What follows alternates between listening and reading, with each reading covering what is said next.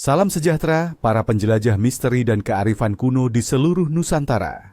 Selamat datang kembali di kanal yang menguak tabir di balik tanggal-tanggal penting dalam kalender kehidupan kita. Hari ini kita akan menyelami kedalaman sebuah tanggal yang mungkin terlihat biasa, namun sesungguhnya menyimpan energi luar biasa dan bisikan-bisikan dari masa lampau. Bersiaplah untuk mengungkap hari gerbang kebijaksanaan pada tanggal 24 Oktober. Jangan pernah meremehkan kekuatan tersembunyi hari ini. Ada energi yang bergerak, benang takdir yang terjalin, dan konsekuensi tak terduga bagi mereka yang abai.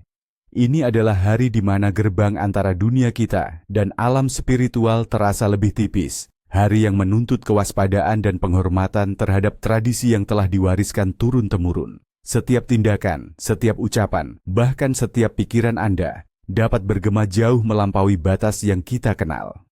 Tanggal 24 Oktober seringkali disebut sebagai Hari Gerbang Kebijaksanaan atau waktu pencerahan batin dalam beberapa tradisi esoteris, merupakan titik di mana musim berubah dan energi alam bergeser. Ini adalah masa transisi, di mana daun-daun mulai berguguran, melambangkan pelepasan dan persiapan untuk siklus baru. Masyarakat kuno selalu mengaitkan perubahan alam ini dengan pergeseran energi spiritual, melihatnya sebagai waktu yang tepat untuk refleksi, pemurnian, dan mencari petunjuk ilahi. Pada hari ini, tirai yang memisahkan dunia fisik dan spiritual menjadi lebih tipis, memungkinkan kita untuk lebih peka terhadap pesan-pesan dari alam semesta dan bisikan leluhur.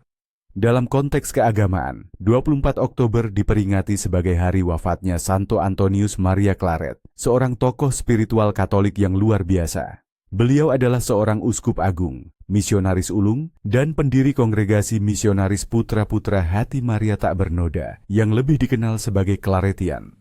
Santo Antonius Maria Claret dikenal atas semangatnya yang membara dalam menyebarkan Injil, kecerdasannya yang luar biasa, dan pengabdiannya yang tak tergoyahkan kepada Bunda Maria. Umat Katolik kerap memohon syafaatnya untuk mendapatkan bimbingan spiritual, kekuatan dalam menghadapi godaan, kebijaksanaan dalam mengambil keputusan, serta perlindungan bagi keluarga dan komunitas. Ia juga sering didoakan untuk masalah-masalah yang berkaitan dengan pendidikan, penerbitan buku-buku rohani, dan pelayanan misionaris. Meskipun sosok Santo Antonius Maria Claret berasal dari tradisi Kristen, akar-akar spiritualitas yang terkait dengan hari ini memiliki resonansi yang lebih luas, merangkul kearifan yang melampaui satu agama. Semangat pencarian kebenaran, kebijaksanaan, dan pencerahan yang diperjuangkan oleh Santo Antonius dapat kita temukan pula dalam tradisi-tradisi animisme dan kepercayaan leluhur di Nusantara.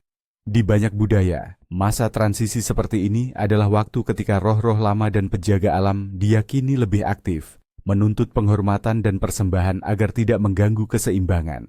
Oleh karena itu, 24 Oktober juga bisa dilihat sebagai hari untuk menyeimbangkan energi spiritual, baik melalui doa-doa keagamaan maupun melalui ritual penghormatan kepada alam dan leluhur, sebuah bentuk sinkretisme yang akrab di bumi pertiwi. Mari kita menyelami kisah yang menginspirasi dari Santo Antonius Maria Claret. Lahir pada tahun 1807 di Salen, Spanyol, Antonius muda menunjukkan kecerdasan dan kesalehan yang luar biasa sejak usia dini. Ia adalah seorang penenun yang terampil, namun panggilan hatinya selalu tertuju pada pelayanan ilahi. Kisah hidupnya dipenuhi dengan tantangan, dari kemiskinan hingga penganiayaan. Sebagai seorang imam, ia dikenal sebagai pengkhotbah yang karismatik, yang mampu menarik ribuan orang untuk mendengarkan pesan Injil. Suatu kali, ketika ia berkhotbah di hadapan kerumunan besar di Kepulauan Kaneri, hujan lebat tiba-tiba turun. Namun, menurut kesaksian banyak orang, Antonius terus berkhotbah tanpa basah sedikit pun, seolah ada kekuatan tak terlihat yang melindunginya dari derasnya air hujan. Ini menjadi salah satu dari banyak mukjizat yang dikaitkan dengannya, memperkuat keyakinan umat akan kesuciannya. Pada tahun 1889, ia mendirikan kongregasi Claretian yang didedikasikan untuk menyebarkan firman Tuhan melalui berbagai cara, termasuk penerbitan buku-buku rohani dan pengajaran. Kecintaannya pada pengetahuan dan pendidikan spiritual begitu besar, namun karyanya tidak selalu disambut baik. Ia menghadapi perlawanan sengit dan bahkan percobaan pembunuhan. Pada suatu kesempatan, saat ia bepergian ke Kuba sebagai Uskup Agung Santiago, ia diserang oleh seorang pria bersenjata yang mencoba menikamnya. Ajaibnya, pisau itu hanya mengenai jubahnya dan melukai sedikit lengannya, meninggalkan sebuah tanda yang diyakini sebagai tanda perlindungan ilahi. Ia bahkan memaafkan penyerangnya, menunjukkan kasih dan kemurahan hati yang luar biasa. Antonius juga dikenal karena penglihatan-penglihatan mistiknya. Ia seringkali merasakan kehadiran Bunda Maria dan menerima bimbingan spiritual secara langsung. Salah satu penglihatan yang paling terkenal adalah ketika ia melihat hati Maria tak bernoda berkobar-kobar, menginspirasinya untuk menjadikan hati Maria sebagai pusat devosi kongregasinya. Ia menghabiskan sebagian besar hidupnya untuk menulis dan menerbitkan ribuan buku, pamflet, dan artikel yang bertujuan untuk mendidik umat dan melawan ajaran sesat. Kerja kerasnya yang tak kenal lelah, kecerdasannya yang tajam, dan imannya yang tak tergoyahkan, menjadikannya salah satu figur paling berpengaruh di zamannya. Beliau wafat dalam pengasingan di Perancis pada 24 Oktober 1870, meninggalkan warisan spiritual yang abadi. Kisah Santo Antonius Maria Claret mengajarkan kita tentang pentingnya kebijaksanaan, keberanian dalam menghadapi tantangan, dan pengabdian yang tulus. Pada hari ini, mari kita buka mata dan hati kita untuk tanda-tanda takdir yang mungkin terungkap di sekitar kita. Tanda-tanda takdir, bisikan alam semesta. A. Firasat dan pertanda. 1. Cuaca mendadak berubah drastis.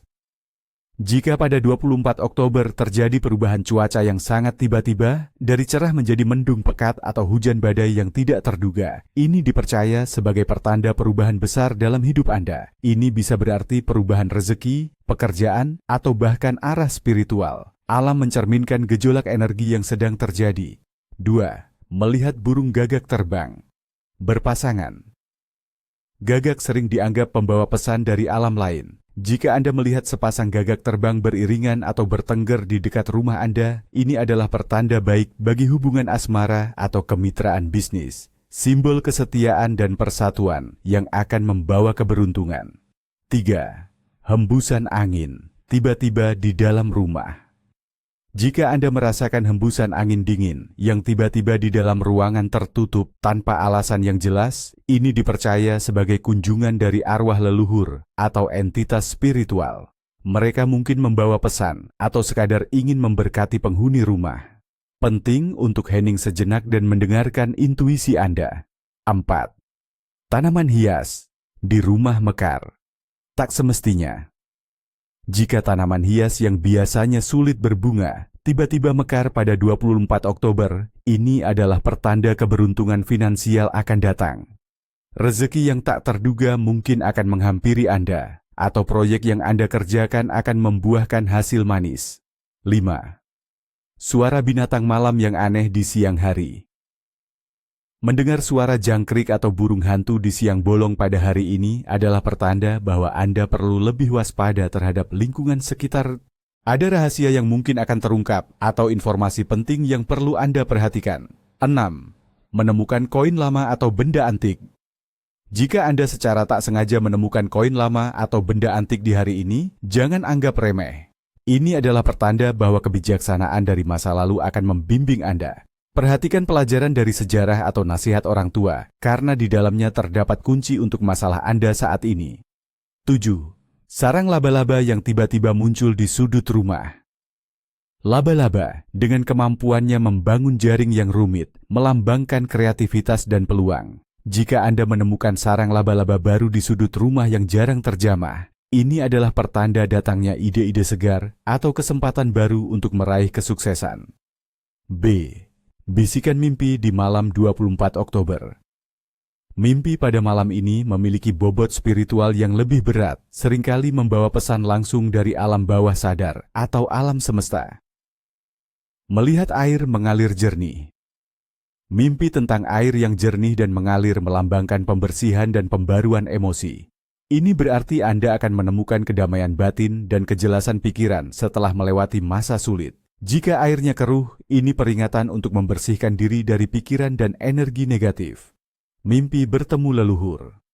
Jika Anda bermimpi bertemu dengan leluhur yang sudah meninggal, ini adalah pertanda bahwa mereka datang untuk memberikan restu, bimbingan, atau peringatan.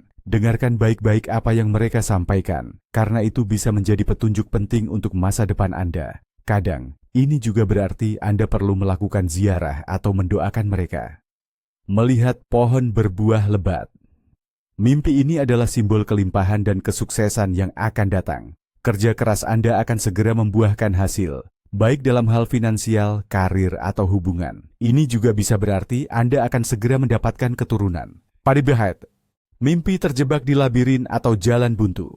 Mimpi ini menandakan bahwa Anda sedang menghadapi kebingungan atau hambatan dalam hidup. Ini adalah panggilan untuk mencari jalan keluar, mungkin dengan meminta nasihat atau merenungkan kembali pilihan Anda. Jangan menyerah, karena setiap labirin punya jalan keluar. Melihat kunci atau pintu terbuka. Kunci melambangkan jawaban atau solusi, dan pintu terbuka melambangkan peluang baru. Jika Anda memimpikan ini, berarti Anda akan menemukan jalan keluar dari masalah yang selama ini membebani, atau akan ada kesempatan besar yang terbuka di hadapan Anda. C. Mereka yang lahir pada 24 Oktober. Individu yang lahir pada 24 Oktober, di bawah pengaruh Scorpio yang intens dan misterius, adalah pribadi yang memiliki kedalaman emosi, intuisi yang tajam, dan tekad yang kuat. Mereka adalah jiwa-jiwa yang cenderung introspektif, seringkali menyimpan rahasia dan pemikiran terdalam mereka. Dengan kombinasi kekuatan dan kepekaan, mereka ditakdirkan untuk menjalani kehidupan yang penuh gairah dan transformasi. Mereka adalah peneliti alami, selalu ingin menggali kebenaran di balik permukaan. Sifat mereka yang gigih membuat mereka pantang menyerah dalam mencapai tujuan. Namun, mereka juga bisa sangat posesif dan pencemburu. Dalam persahabatan dan cinta, mereka adalah pasangan yang setia dan berbakti, meskipun mereka mungkin memerlukan waktu untuk sepenuhnya mempercayai orang lain. Mereka memiliki aura magnetis yang menarik orang, namun hanya sedikit yang benar-benar bisa memahami kompleksitas batin mereka. Karier yang cocok untuk mereka adalah yang membutuhkan analisis mendalam, seperti psikologi, investigasi, atau seni yang mendalam. Takdir mereka seringkali diwarnai dengan pasang surut yang ekstrim, yang pada akhirnya membentuk mereka menjadi pribadi yang bijaksana dan kuat. D. Para pemilik nama Iminan. Pada tradisi kekristenan, 24 Oktober adalah hari untuk menghormati Santo Antonius Maria Claret. Selain itu, nama-nama yang terkait dengan hari ini seringkali memiliki akar yang kuat dalam tradisi Eropa. Beberapa nama yang dapat dikaitkan dengan hari ini adalah Antonius, Anthony. Berasal dari bahasa Latin kuno, Antonius berarti tak ternilai atau layak dipuji. Individu dengan nama ini seringkali dikaruniai sifat-sifat kepemimpinan, keberanian, dan karisma yang kuat. Mereka cenderung menjadi sosok yang dihormati dan memiliki pengaruh besar terhadap orang-orang di sekitarnya. Mereka adalah pelindung alami dan pembela kebenaran. Claret. Berasal dari nama keluarga Santo Antonius. Rafael. Nama malaikat agung, melambangkan penyembuhan dan perlindungan. Florentius. Berarti mekar atau berkembang, menunjukkan pertumbuhan dan kemakmuran. Tradisi dan ritual menyelaraskan diri dengan energi hari ini. Pada hari gerbang kebijaksanaan, ada beberapa tradisi dan ritual yang dapat kita lakukan untuk menyelaraskan diri dengan energi positif, mencari bimbingan, dan menolak pengaruh buruk. Ingat, niat tulus adalah kunci utama dari setiap ritual. A. Ritual pemurnian diri dan ruang. Tujuan: membersihkan aura diri dan energi negatif di lingkungan rumah, membuka jalan bagi energi positif dan keberuntungan. Apa yang dibutuhkan? 7 jenis bunga segar, misalnya melati, mawar, kenanga, kamboja, air bersih dalam baskom, sedikit garam laut, sebatang dupa cendana, lilin putih. Kapan dan bagaimana melakukan? Lakukan ritual ini pada pagi hari 24 Oktober. 1. Siapkan baskom berisi air bersih, taburkan garam laut, dan masukkan ke-7 jenis bunga ke dalamnya. Aduk perlahan dengan jari Anda searah jarum jam. 2. Nyalakan dupa cendana dan lilin putih di sudut ruangan yang tenang. Ucapkan niat Anda dengan tulus, "Ya Tuhan," atau kekuatan alam semesta, "Saya memohon pembersihan dan pemurnian. Singkirkan segala energi negatif dari diri saya dan tempat ini. Gantikan dengan cahaya dan berkah."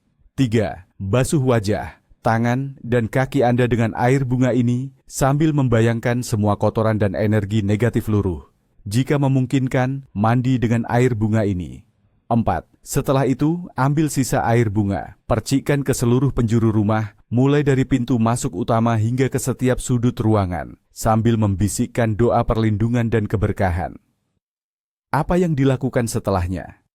Biarkan bunga dan air yang tersisa meresap ke tanah di halaman rumah atau buang ke sungai yang mengalir, dengan keyakinan bahwa energi negatif ikut terbawa. Lilin dan dupa biarkan habis terbakar, simbol dari api pemurnian. B. Ritual meditasi pencerahan. Batin. Tujuan: mencari kebijaksanaan, mendapatkan jawaban atas pertanyaan hidup, dan membuka intuisi. Apa yang dibutuhkan? Tempat yang tenang dan nyaman. Lilin berwarna ungu, melambangkan spiritualitas dan kebijaksanaan. Secangkir teh herbal hangat, misalnya teh melati atau kamomil. Kapan dan bagaimana melakukan? Lakukan pada malam hari sebelum tidur atau saat suasana paling tenang. 1. Duduklah dalam posisi meditasi yang nyaman. Nyalakan lilin ungu. Tatap nyala lilin beberapa saat, fokus pada cahayanya yang berkedip. 2. Pejamkan mata perlahan. Tarik napas dalam-dalam, rasakan energi masuk ke dalam tubuh Anda, dan hembuskan napas, lepaskan semua ketegangan. Lakukan beberapa kali.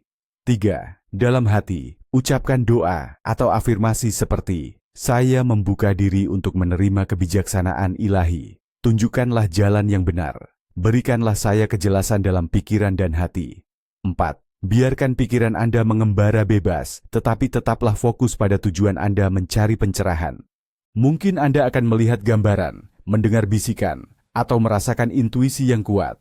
Apa yang dilakukan? Setelahnya, tuliskan semua pikiran, perasaan, atau gambaran yang muncul selama meditasi. Minum teh herbal Anda perlahan, biarkan ketenangan meresap. Perhatikan mimpi Anda pada malam itu, karena seringkali membawa pesan penting. C. Ritual persembahan untuk leluhur dan penjaga alam. Tujuan: menghormati leluhur dan menjaga keseimbangan dengan alam, memohon perlindungan dan restu. Apa yang dibutuhkan? Nasi putih secukupnya, lauk pauk sederhana, misalnya telur rebus, tempe goreng, beberapa jenis buah lokal, bunga setaman, sebatang rokok kretek atau cerutu. Jika sesuai tradisi lokal Anda, air putih dalam gelas kecil, dupa atau kemenyan. Kapan dan bagaimana melakukan? Lakukan pada sore hari di halaman belakang rumah atau di dekat pohon yang teduh. 1. Siapkan alas daun pisang atau piring bersih di atas tanah. Letakkan nasi, lauk pauk, buah-buahan, dan bunga di atasnya. 2. Taruh rokok atau cerutu dan segelas air putih di sampingnya. 3. Nyalakan dupa atau kemenyan. Ucapkan doa dalam hati atau bisikkan kata-kata seperti, wahai leluhurku yang suci, wahai penjaga alam semesta, terimalah persembahan sederhana ini. Mohon berikanlah kami perlindungan, bimbingan, dan restu untuk hidup yang harmonis. 4. Duduklah dengan tenang beberapa saat, rasakan kehadiran energi di sekitar Anda. Apa yang dilakukan setelahnya? Biarkan persembahan ini semalaman. Pagi harinya, persembahan ini dapat Anda buang ke tempat yang layak atau biarkan menyatu dengan tanah, sebagai simbol pelepasan dan kembalinya ke alam. D. Tradisi kuliner. Makanan penenang jiwa. Pada 24 Oktober, tidak ada makanan khusus yang secara universal dikaitkan dengan tanggal ini di seluruh Indonesia. Namun, sesuai dengan tema gerbang kebijaksanaan dan pemurnian, masyarakat seringkali memilih hidangan yang sederhana, bersih, dan menenangkan jiwa. Beberapa contohnya, nasi uduk atau nasi kuning. Seringkali dihidangkan dalam acara-acara syukuran. Warna kuning melambangkan kemuliaan dan rezeki, sementara nasi uduk melambangkan kebersamaan dan berkah. Bubur kacang hijau atau kolak. Makanan manis dan hangat ini dianggap menenangkan batin dan memberikan energi positif. Bahan-bahan alami dan proses memasak yang perlahan juga mencerminkan kesabaran dan keharmonisan. Sayur lodeh atau sayur asem. Hidangan sayuran yang segar dan kaya rempah melambangkan kekayaan alam dan kesederhanaan. Mengonsumsi sayuran segar juga dipercaya dapat membersihkan tubuh dan pikiran. Larangan keras pada hari gerbang kebijaksanaan. Pada hari yang energinya begitu pekat seperti 24 Oktober, melanggar pantangan dapat menimbulkan konsekuensi yang signifikan. Ini bukan sekadar takhayul, melainkan kearifan yang menjaga keseimbangan dan harmoni dalam hidup kita. Perhatikan baik-baik larangan-larangan ini. 1. Jangan berkata kasar atau memaki. Setiap kata memiliki kekuatan. Pada hari ini, energi verbal dipercaya berlipat ganda. Berkata kasar atau memaki tidak hanya merusak hubungan antar manusia, tetapi juga menarik energi negatif ke dalam diri dan lingkungan Anda. Dipercaya bahwa apa yang Anda ucapkan dengan kebencian akan kembali kepada Anda berkali-kali lipat dalam bentuk kesulitan atau kesialan. Jaga lisan Anda agar tidak mengundang karma buruk. 2. Dilarang melakukan perdebatan atau konflik besar. Hari ini adalah tentang harmoni dan refleksi. Terlibat dalam perdebatan sengit atau konflik besar diyakini dapat merusak aliran energi positif di sekitar Anda. Perpecahan yang terjadi pada hari ini cenderung sulit untuk diperbaiki dan dapat menimbulkan dendam yang mendalam. Carilah kedamaian dan hindari pertengkaran yang tidak perlu. 3. Hindari memulai perjalanan jauh tanpa persiapan spiritual. Jika Anda harus melakukan perjalanan jauh pada 24 Oktober, pastikan Anda telah melakukan persiapan spiritual, seperti berdoa atau meminta restu. Memulai perjalanan tanpa persiapan dapat membuka Anda pada risiko kesialan atau insiden yang tidak terduga, karena energi jalanan pada hari ini mungkin tidak selalu bersahabat. 4. Jangan menggunting kuku atau rambut di malam hari. Ini adalah pantangan kuno yang sangat umum di Nusantara. Menggunting kuku atau rambut di malam hari pada hari gerbang kebijaksanaan dipercaya dapat mengundang makhluk halus atau entitas negatif untuk mendekat. Potongan kuku dan rambut dianggap sebagai bagian dari diri kita yang membawa energi, dan membuangnya sembarangan di malam hari dapat membuka portal bagi kekuatan yang tidak diinginkan. Lakukan di siang hari jika memang harus. 5. Dilarang menyapu rumah di malam hari. Sama seperti menggunting kuku, menyapu rumah di malam hari juga dianggap membuang rezeki atau mengusir keberuntungan. Pada 24 Oktober, larangan ini semakin kuat. Dipercaya bahwa Anda akan menyapu keluar berkah yang seharusnya datang ke rumah Anda. Selain itu, kegiatan ini juga bisa membuang penghuni baik di rumah dan mengundang yang tidak baik. 6. Jangan meremehkan atau mencemooh orang lain. Sikap sombong dan meremehkan orang lain adalah pelanggaran terhadap prinsip kerendahan hati. Pada hari ini, energi keadilan spiritual sangat kuat. Meremehkan orang lain dapat menyebabkan Anda kehilangan rasa hormat dari orang sekitar, atau bahkan menarik kutukan yang membuat Anda sendiri berada dalam posisi yang diremehkan. Hargai setiap individu, karena setiap jiwa memiliki martabatnya sendiri. 7. Hindari menyia-nyiakan makanan. Makanan adalah berkah dan karunia dari alam. Menyia-nyiakan makanan pada hari ini dianggap sebagai bentuk ketidaksyukuran yang dapat menarik kemiskinan atau kelangkaan. Setiap butir nasi, setiap tetes air memiliki nilai spiritual. Habiskanlah makanan Anda dengan penuh rasa syukur, atau berikan kepada yang membutuhkan. 8. Dilarang meminjamkan uang atau barang berharga. Pada hari ini, meminjamkan uang atau barang berharga dapat memutus aliran rezeki Anda atau membuat Anda kehilangan apa yang Anda pinjamkan. Dipercaya bahwa energi keuangan Anda bisa ikut terbawa dan sulit untuk kembali. Jika sangat mendesak, berikan sebagai hadiah kecil, bukan pinjaman. 9. Jangan membiarkan pintu dan jendela terbuka lebar tanpa pengawasan di malam hari. Di beberapa kepercayaan, pintu dan jendela adalah gerbang bagi energi yang masuk ke dalam rumah.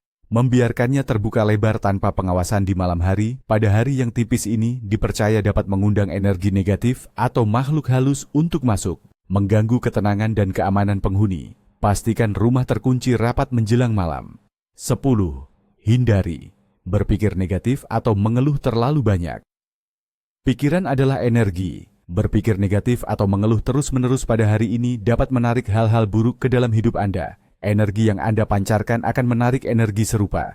Fokuslah pada rasa syukur dan pikiran positif, agar semesta membalasnya dengan kebaikan. Semoga panduan ini membantu Anda menavigasi hari gerbang kebijaksanaan dengan penuh kesadaran dan keberuntungan. Ingatlah, kearifan leluhur adalah peta menuju kehidupan yang lebih harmonis dan bermakna. Hingga jumpa di episode selanjutnya. Salam misteri dan salam kearifan.